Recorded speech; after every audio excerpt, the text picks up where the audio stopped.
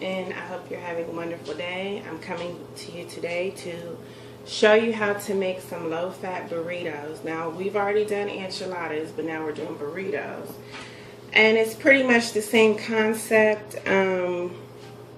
We have some ground turkey meat, which I browned in here. Some black beans, which I rinsed out of the can because you don't want the salt and all that grimy stuff in there.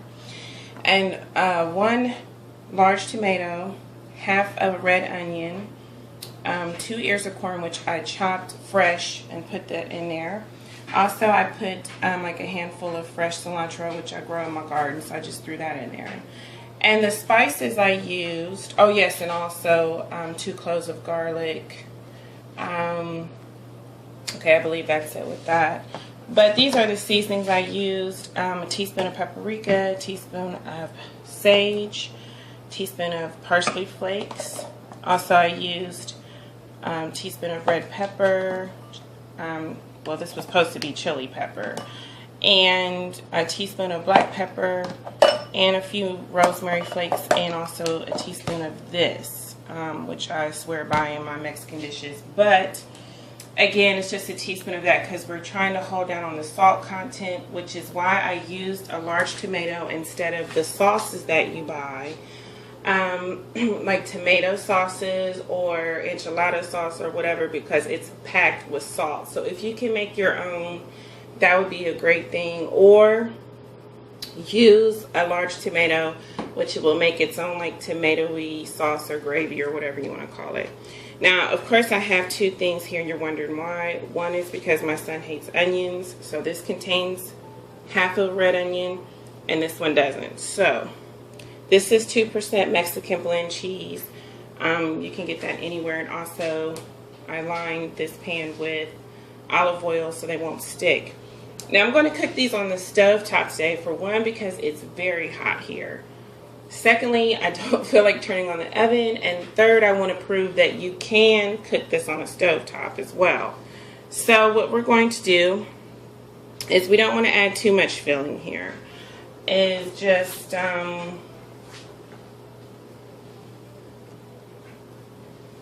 know, put as much fillings as you can here.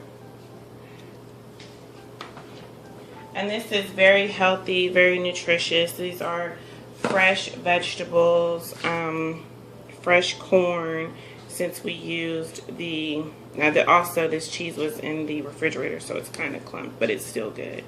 You can still, you know, kind of take it apart. I'm going to put these face down where I folded so they won't come apart.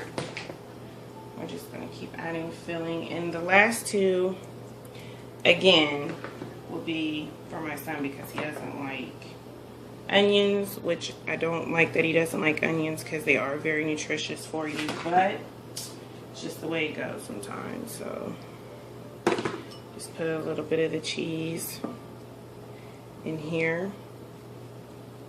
And you're also going to add the cheese on top, so don't get upset about, oh, there's no cheese, like what's going on here. It's going to be in there. And this is kind of messy, but oh well. Get your kids, grandkids, or just kids in the kitchen and have fun with it.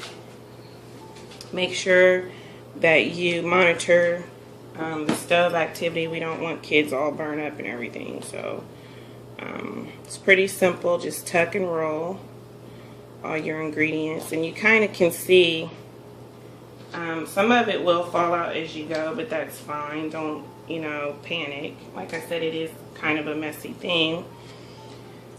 And I'm stuck with 1 tortilla, so I'm just going to do the one here and then probably stuff another one before I put them on the stove. So I think he can eat about 2. And he's a growing guy, so I'm going to put a lot of filling in his. And then again, just tuck and roll these. It's very simple, you know, it's not that complicated. And then we're just going to put some cheese on top. I would suggest probably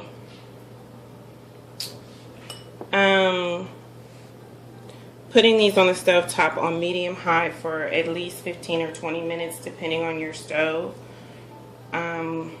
Which I'm going to have to mark these other two so I know these are his. But what I'm going to do is just add the cheese and make another one here. Again, medium high for 15 to 20 minutes. And I'll be back to show you the end result.